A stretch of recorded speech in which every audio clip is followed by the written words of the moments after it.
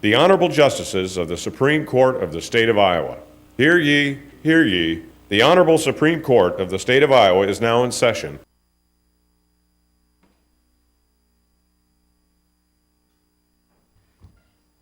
Good morning. We have three cases for submission this morning. The first is Samuel D. Dios versus Indemnity Insurance Company of North America. The second is Wells Fargo Equipment Finance, Inc. versus Jason Rederam. And the third case is Iowa Supreme Court Disciplinary Board versus Paul A. Kagan. The third case is a non-oral case and will be deemed submitted right now. I do want to inform the attorneys that Justice Cady is unavailable this morning, but he will review the tape and participate in the decision. We're ready for our argument, and Samuel D. Dios, Mr. Bribriesco. Will you please the court?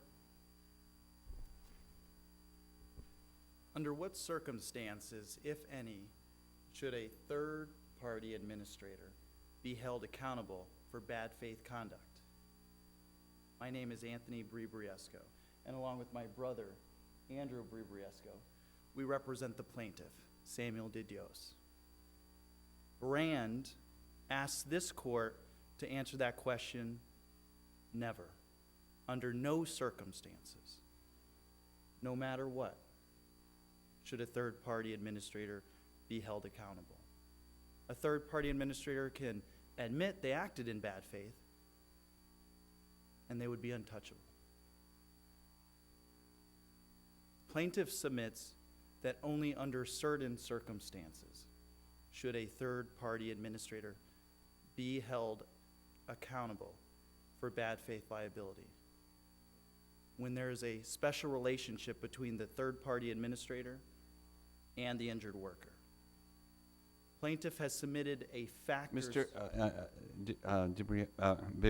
Bribriesco. Sure. Sorry, I'm confusing you with your client.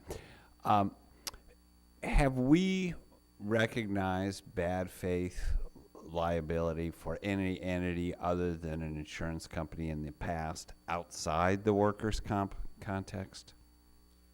Outside the workers' compensation context, Your Honor, was outside the facts of the case. And to be honest with you, I have not researched that. I've been focusing on the unique nature of a workers' compensation insurance company. In particular, when this court decided Boylan, not only did they look at the insurance contract, but they looked at the specific regulations, the law. Regulations or law that you can cite me that place any duties on the third-party administrator directly in the workers' compensation context? Well, Your Honor, we would submit that the same laws that apply to insurance companies and regulations, they actually apply to third-party administrators. The amicus brief, the amicus say that that's not the case. And those are two clear options. So either the law and regulations apply to third-party administrators in Iowa, or they don't. And under that situation, the circumstances that I want to talk about, that would be the situation where a third-party administrator should be held accountable. Can you help me or provide just a big picture answer? Why do you need to bring a bad faith claim against a third-party administrator? Wouldn't the same facts give rise to a bad faith claim against the employer or insurer? You would, so the employer is clearly in a different situation than the insurance company. An employer, there's the exclusivity provision, and there's also adequate remedies against an uninsured employer. And so the certified question, Your Honor, deals with third-party administrators. And so the court would not be asked to answer employers, and that's pretty well established. But just following up on that, we've said that self-insured employers, not uninsured employers, but self-insured employers are subject, they're treated just like carriers in the workers' compensation context. So again, kind of following up on Justice Waterman's asking, why do you need this liability in addition? And this is exactly what I'd like to talk about. So we submit that there's a non-delegable duty to act in good faith for the insurance company. And under certain circumstances, and I'm going to talk specifically about this scenario. Hopefully the justices have this visual aid passed out in front of them in case you can't see the numbers. $500,000, it's an important number because most workers' compensation claims are valued under that. In my experience, 95% of workers' compensation claims are valued under $500,000. What Broadspire and Indemnity are saying in this case is that Indemnity has an insurance policy with an employer. And under that $500,000, Broadspire does not have to even report the claim to Indemnity. So, under $500,000, who has the responsibility to act in good faith? Going through the different factors that plaintiff has submitted as a factor test on what circumstances where a third-party administrator liability, in addition to liability for the insurance company. So the first, does Broadspire have the power to deny workers' compensation benefits without the approval of Indemnity? Yes. That's the factual scenario that Broadspire and Indemnity would be going forward at trial. The second would be, does Broadspire have the power to pay workers' compensation benefits without approval of Indemnity? Need the employer's approval if they're within the retention. And that's an interesting question, Your Honor, because initially, the answer by Broadspire was that the employer had a self-insured retention rate. Then, Broadspire asked the court to supplement the record and amended their answer to say there wasn't a self-insured retention rate. And so what we're talking about is, under that situation, does the employer have a duty to act in good faith? Does Broadspire have a duty to act in good faith? Somebody has the responsibility to act in good faith. Well, let me ask you about the Bremer case. And, you know, Bremer spends some time distinguishing between self-insured and uninsured, as you know. And as you also know, the argument from your opponents is, well, Bremer stands for the proposition that if you're uninsured, you're kind of outside the workers' compensation framework. You can bring a common law action against the uninsured party, and that under that circumstance, the duty of good faith does not arise against the employer, at least, because of the status as a self-insured, a status as uninsured. And they're uninsured, in this case, it seems to me, to the extent they have the retention. Do you agree with me that far, at least? Well, under the circumstances, if they would be self-insured without the retention, that would be a circumstance that would call for liability for a third-party administrator. And we're unsure whether they're claiming to have a self-insured retention rate or not. Well, okay, so let me try it again. Sure. I know there's $1 million retention. I mean, that's the vocabulary that's being used. They haven't gone through the workers' comp framework for self-insured with respect to those lesser claims.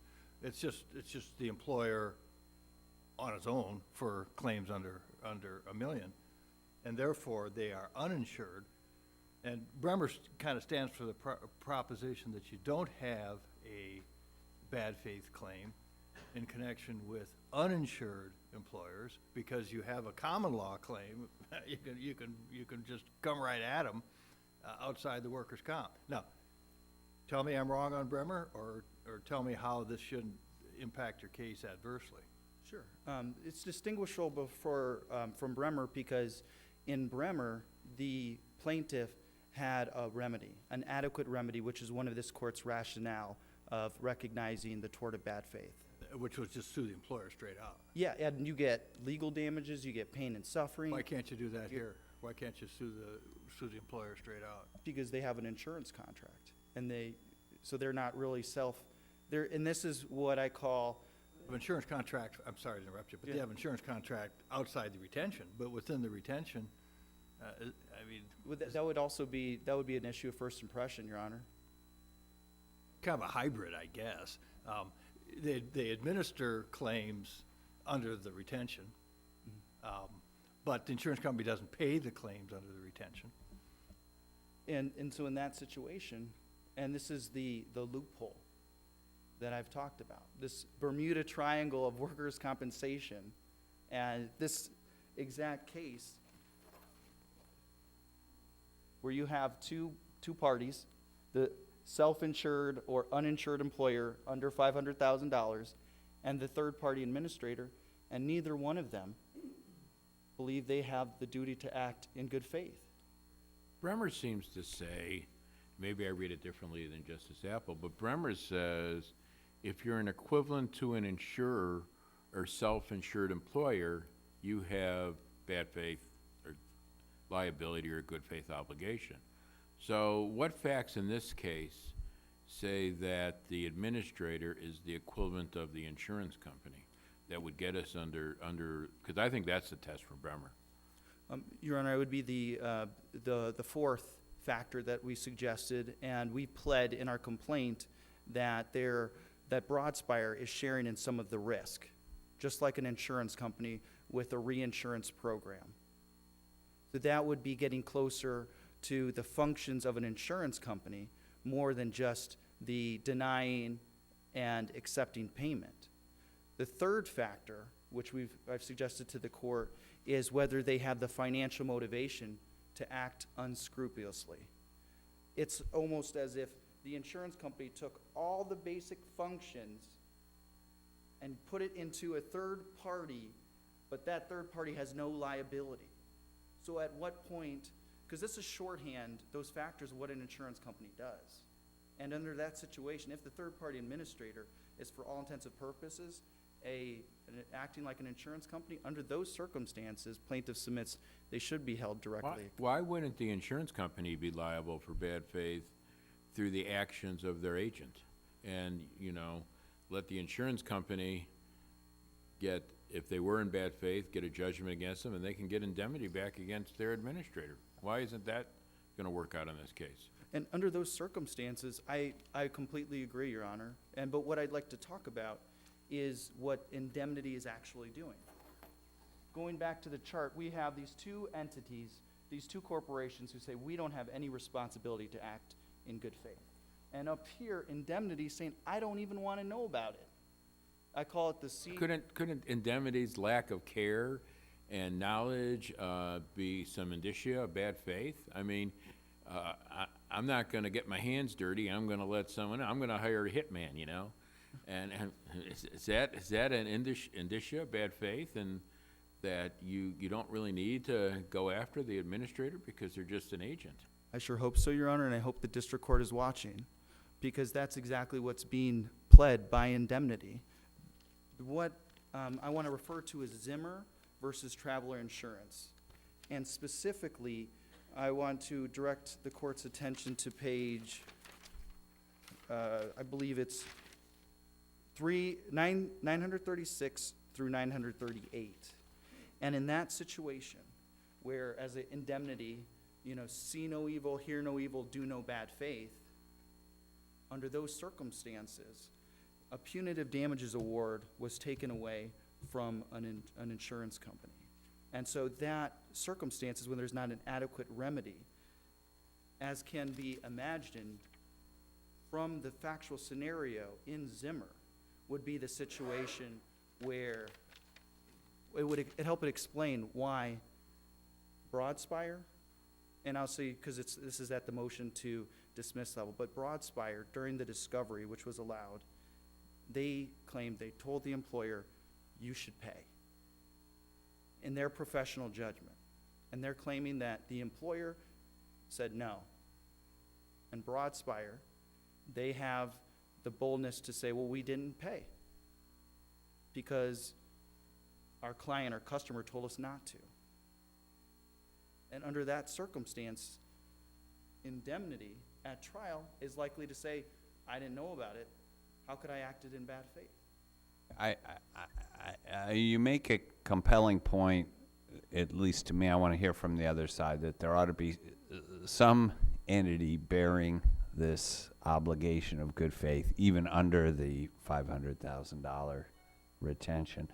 But I mean, in my experience, I did some representation of insurance companies, and when there was a bad faith action, I never thought it was like a defense. Well, that was the investigator, independent investigator I hired, or that was the independent entity doing the surveillance, or that was the, independent claims adjuster. That the insurance company is kind of, like you said, subject to a non-delegable duty. Why isn't that a sufficient answer? The reason, Your Honor, and I cite to cases from other jurisdictions, that even in those situations, there are circumstances when that non-delegable duty, still there should be imposition of bad faith. And this loophole, I know it's imaginative, and I'm kind of shocked that this is the position of the parties, but it is. And the only thing I could come up with is this Zimmer situation. So according to the contract, imagine that Broadspire and Indemnity, they say, just follow the law. Indemnity says, just follow the law. But if the law is, as the amicus brief says, that the third-party administrator has no duty to act in good faith, then they're following the law because there's no duty to act in good faith. And that's the loophole, that under those circumstances, which might not happen at trial, but under those circumstances, somebody has to have a duty to act in good faith. Otherwise, it's completely, there's this huge loophole. Thank you, Your Honor. I'd reserve the rest of my time for rebuttal. Ms. Cooper? Good morning. May it please the court, Jennifer Cooper on behalf of Broadspire Services Incorporated. I'd like to start by saying that it is Hornbook law that bad faith is a creature of contract. There must be a contract between the parties in order for there to be a claim for bad faith. But, workers' comp is kind of a strange animal because there is no contract between the parties, and yet there is an obligation of good faith. And Correct. So let's talk about workers' comp. Absolutely. So as I started to say, bad faith is a creature of contract. Iowa has carved out a very narrow exception under the workers' compensation statute because it found that the obligations under the contract imposed upon the insurer and the inadequacy of the remedy of penalties made it more akin to the Dolan analysis than other third-party bad faith claims. This case simply does not fall within the exception under the workers' compensation statute. There is no loophole. Whether there is a deductible or a self-insured retention, there is a remedy for bad faith for the worker against either the self-insured, employer or the insurance company. What do you make of the language, though, in Bremer that says if you're an equivalent to an insurer or a self-insured, you're subject to bad faith? And, this case has, there's some retention, there's some risk on behalf of your client. I mean, how do you distinguish yourself from that language in Bremer? Your Honor, I think there may be some confusion here. I do not represent Brand. I represent third-party administrator. I understand. Okay. We have no, so The question is, was your company equivalent of an insurer under the relationship and the way they administered this claim because of the risks and things they had? Because they got paid based on payments, as I understand it. At least that's their argument. Well, first of all, that's not the case, and we've produced all of the contracts, and he's aware that we were paid on a flat fee basis. But more importantly, Brimmer was not a substantial equivalent test. What Brimmer was where a employer chooses to become an insurer for purposes of the workers' compensation statute, comma, the substantial equivalent of an insurer, comma, then they are subject to bad faith. So the test in Brimmer is, have you become an insurer, and that is based upon very specific qualifications that an employer must meet under the workers' compensation statute. Let me back up. You say we provided all the documents, but this is on a motion to dismiss. And we have to take all the well-pleaded facts as being true, and all this discovery you did is Okay. not part of the motion to dismiss. So it appears the way they pled it like you were basically in the shoes of an insurer, the way I read the pleadings. The reason that doesn't matter is because regardless of financial incentives or whatever the contract says between the insurance and the insurance company, and the insurance and the insurer and the TPA, ultimately, the insurance company is responsible for the conduct of the TPA.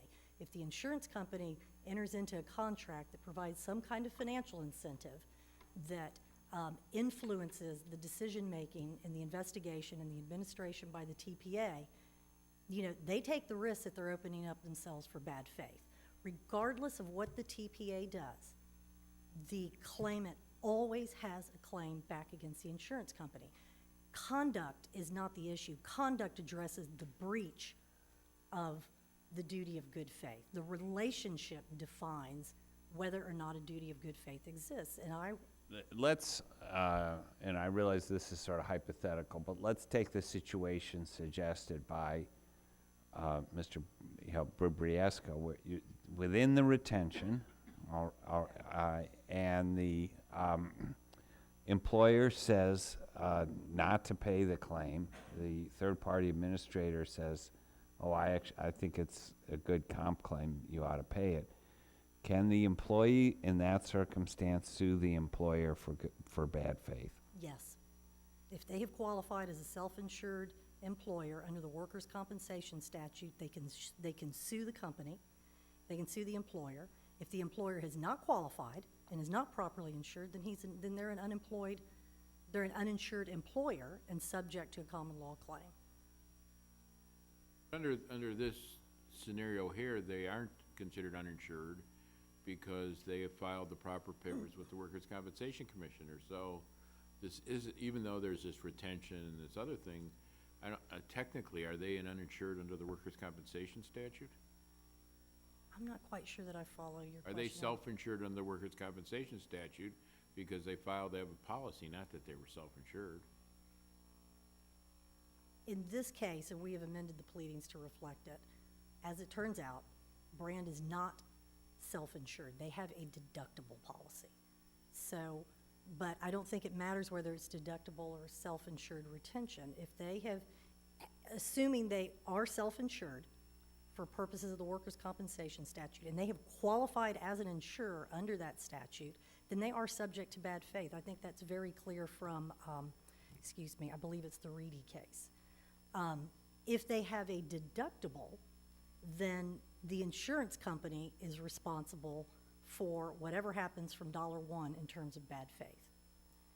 If they have not been insured, and there's no deductible, we don't have that situation, but they're not self-insured either, then they are subject to a common law claim.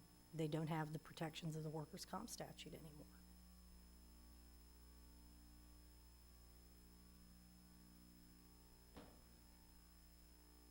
All right, so in this case, there would be a common law claim against the employer because the employer, for purposes of this case, is uninsured. If the employer was uninsured, yes. Okay, now then, is the employer uninsured for purposes of this case? No, sir.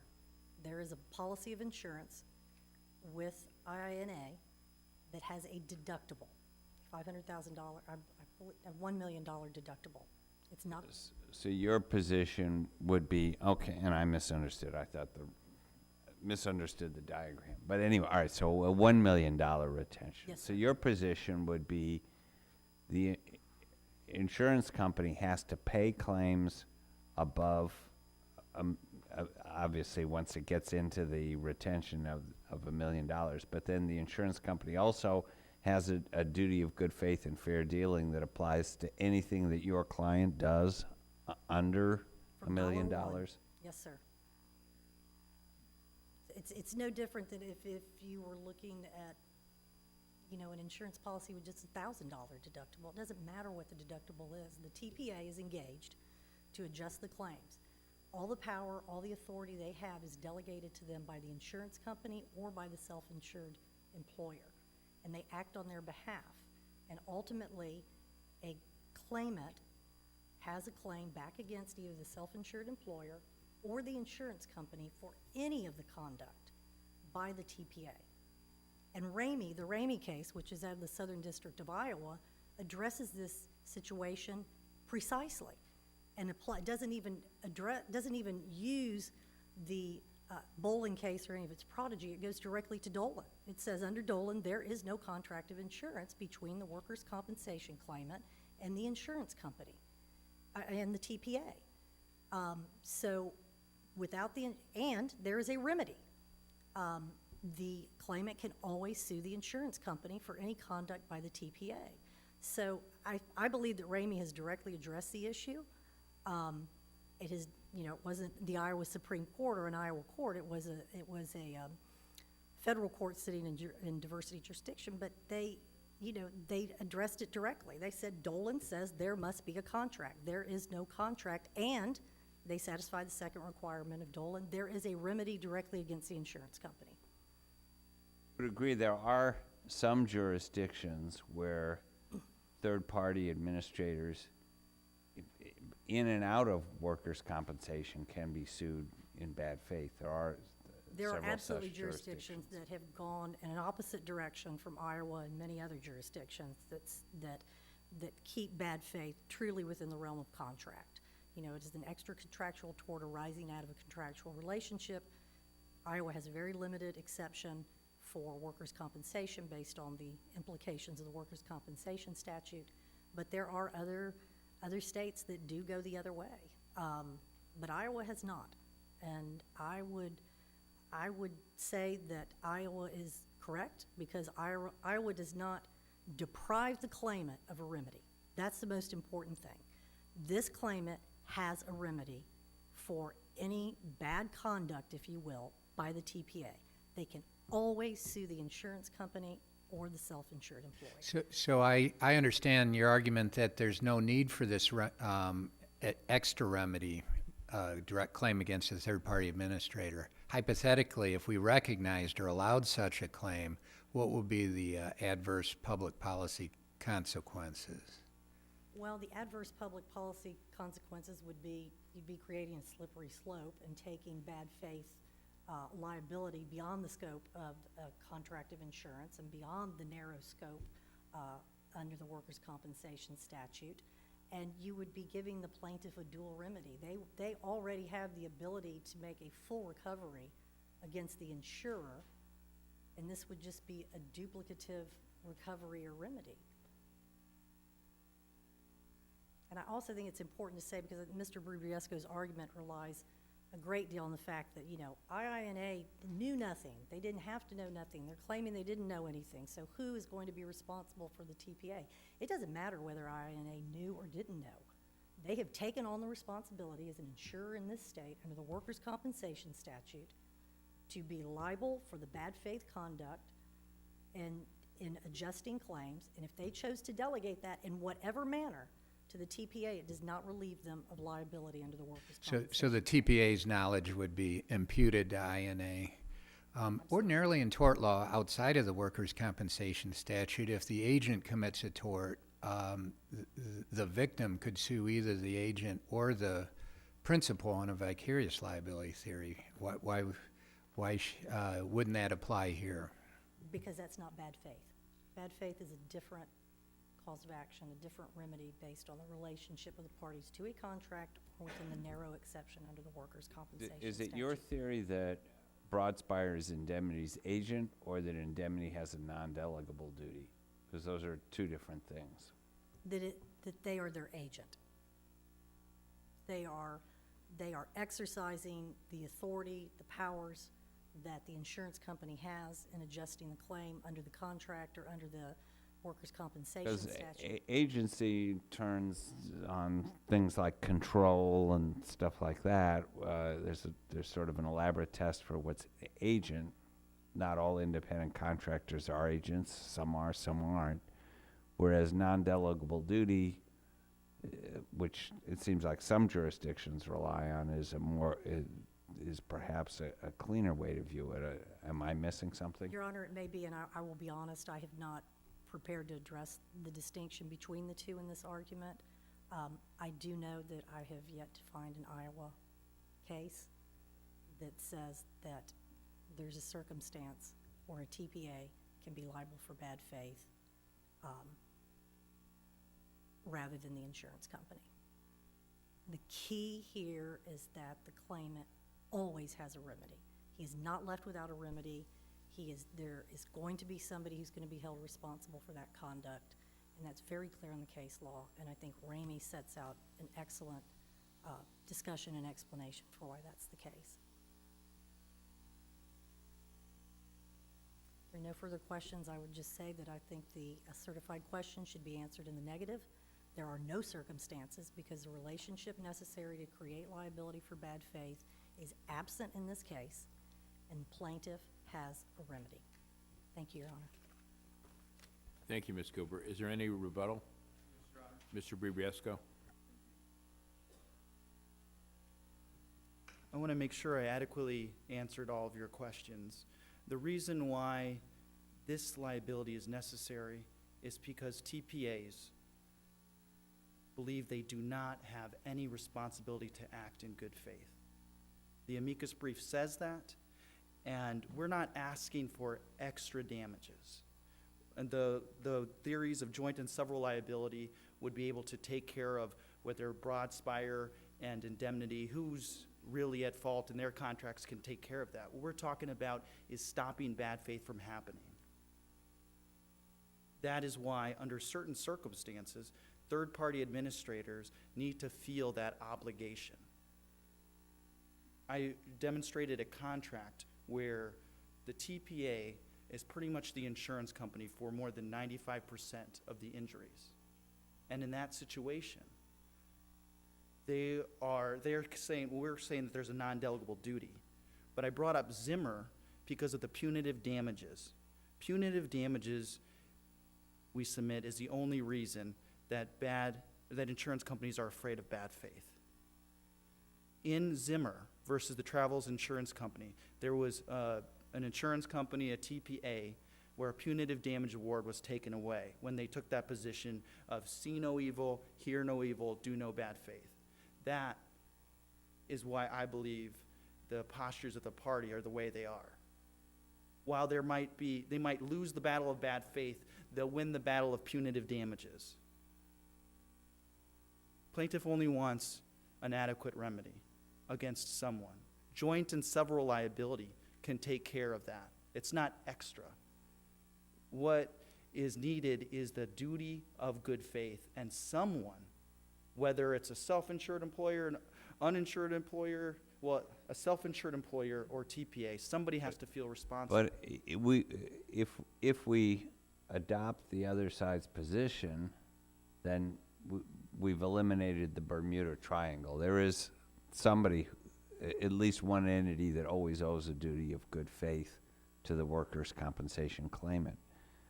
The concern I still have is how do you create third-party administrator liability or independent adjuster liability or whatever other kinds of independent contractor liability for bad faith in the workers' comp field, and then not by logic end up having it everywhere?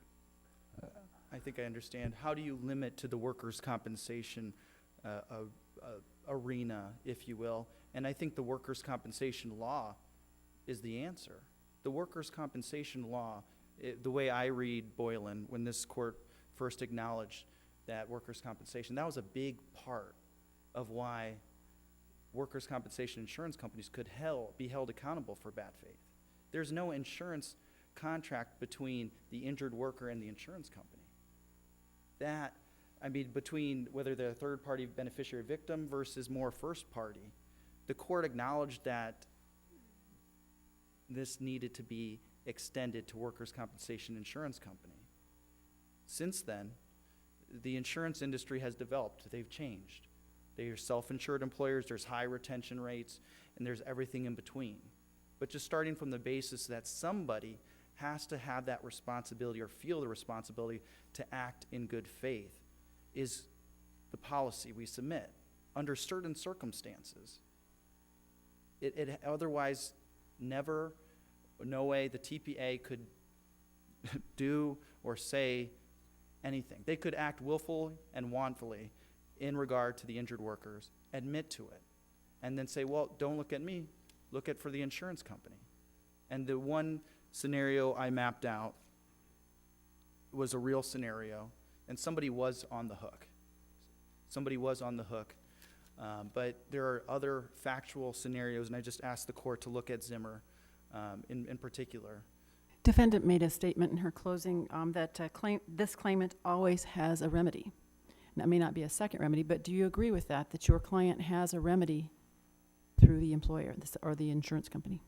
Your Honor, we would submit we do have a remedy under that circumstances that we've pled. Now, this is at the motion to dismiss stage, and so at trial, the circumstances, those might be different. For example, the employee of Broadspire who allegedly made the decision, they might be not an actual employee of Broadspire. There are different circumstances that I've anticipated where Broadspire and Indemnity can get up and say, you know what, actually, there's no bad faith here. Or you sued the wrong company. So that under these circumstances at this stage, yes, Your Honor, we believe we have a remedy against indemnity.